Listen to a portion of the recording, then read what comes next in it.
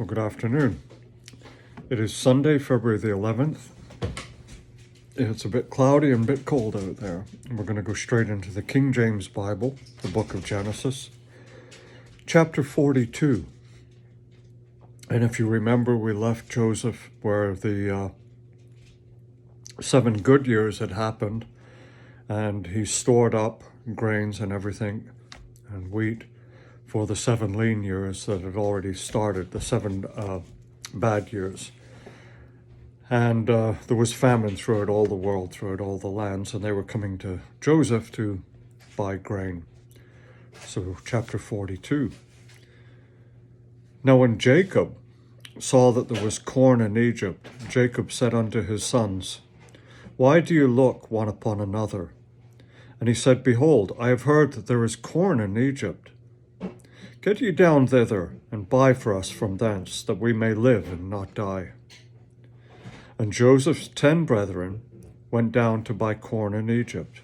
But Benjamin, Joseph's brother, Jacob sent not with his brethren, for he said, Lest peradventure mischief befall him. And the sons of Israel came to buy corn among those that came, for the famine was in the land of Canaan. And Joseph was the governor over the land, and he it was that sold to all the people of the land. And Joseph's brethren came, and bowed down themselves before him with their faces to the earth. And Joseph saw his brethren, and he knew them. But he made himself strange unto them, and spake roughly unto them. And he said unto them, Whence come ye? And they said, From the land of Canaan to buy food. And Joseph knew his brethren, but they knew not him.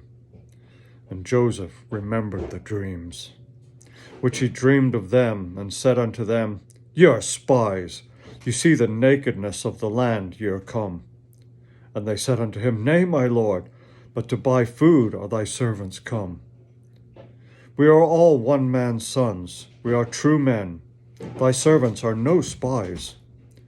But he said unto them, Nay, but to see the nakedness of the land ye are come. And they said, Thy servants are 12 brethren, the sons of one man in the land of Canaan. And behold, the youngest is this day with our father, and one is not. And Joseph said unto them, That is it that I speak unto you, saying you are spies. Hereby you shall be proved. By the life of Pharaoh shall you not go forth hence, except your youngest brother come hither. Send one of you, and let him fetch your brother, and you shall be kept in prison, that your words may be proved, whether there be any truth in you. Or else by the life of Pharaoh, surely ye are spies. And he put them all together into ward 3 days. And Joseph said unto them on the 3rd day, Do this and live, for I fear God. If ye be true men, let one of your brethren be bound in the house of your prison. Go ye, carry corn for the famine of your houses, but bring your youngest brother unto me. So shall your words be verified, and ye shall not die. And they did so. And they said to one another, We are verily guilty concerning our brother, in that we saw the anguish of his soul, when he besought us, and we would not hear. Therefore, in this distress come upon us. And Reuben answered them, saying, Spake I not unto you, saying, Do not sin against the child, and you would not hear? Therefore, behold, his blood, also his blood is required. And they knew not that Joseph understood them, for he spake unto them by an interpreter. And he turned himself about from them, and wept, and returned to them again, and communed with them, and took from them Simeon, and bound him before their eyes. Then Joseph commanded to fill their sacks with corn, and to restore every man's money into his sack, and to give them provision for the way. And thus did he unto them. And they laded their asses with the corn, and departed thence. And as one of them opened his sack to give his ass provender in the inn, he espied his money, for behold, it was in his sack's mouth. And he said unto his brethren, My money is restored, and lo, it is even in my sack. And their heart failed them, and they were afraid, saying to one another, What is this that God hath done unto us? And they came unto Jacob their father unto the land of Canaan, and told him all that befell unto them, saying, The man who is Lord of the land spake roughly to us, and took us for spies of the country. And we said unto him, We are true men, we are no spies. We be 12 brethren, sons of our father.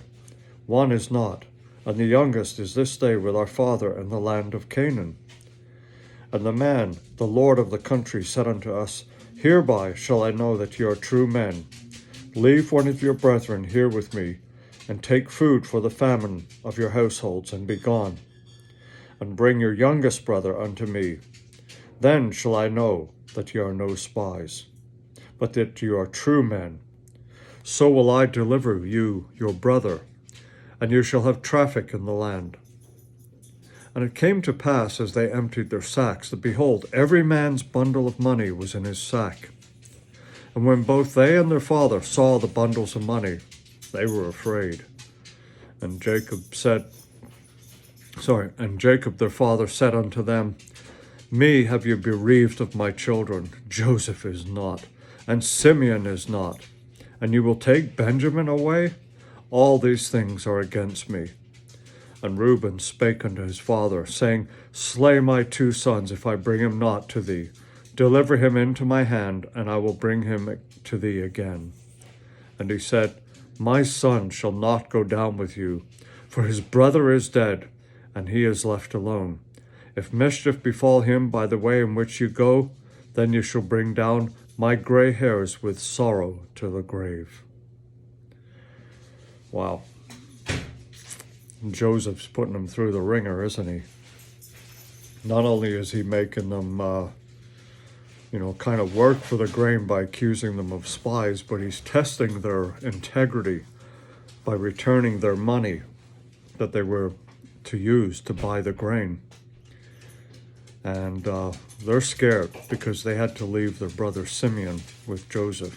And as of yet, nobody knows that it's truly Joseph, because many years have passed and he's aged. I mean, this has got to be 14, maybe upwards of up to 20 years since they last saw him. So they're scared. Not only are they now beholding to this Lord in Egypt, but they've got their money, and it's going to look as though somehow they wrangled not to pay for their goods, and they're scared to go back there. And he's asked for the youngest one to come with him, Benjamin. Kind of strange, that. And the father says, no, I've lost Joseph. I've got you guys, but now I don't want to lose Benjamin. He says, this is too much for me to bear. I don't want to do this. So how do we see God working in all of this? Well, there's a little bit of justice being taken place, and God is just. We would have to say that Joseph is with God, and God has been with Joseph, certainly, to take him this far. And certainly his brothers need to be brought to heel over what they did to Joseph. And you can maybe well understand that God's kind of letting Joseph have his day, But it's all for a greater cause. And again, this is something that we can never totally predict. We can guess as much as we like, but we can never truly predict what God's going to do in our lives. It's to be patient and trusting. So rather than learn something about God in this, I think we're learning something about what God expects of us, and that is to trust him, because he's in charge. And this is something that they're all going to learn. And as we know, it's going to come out good. And we've seen the seed now of the Israelites being planted here in the 12 tribes of Israel. And this is all the foundation work. This is everything that took place in order for this to happen. So the journey is a long one that covers many years. And again, this is something we need to be prepared for, is that our blessing may take a long time in coming. You know, for those of you that have received blessings in the meantime, and we've all received blessings, you know, God has blessed Trish and I manyfold. But I still feel that there's more to come, and that God wants us to do more.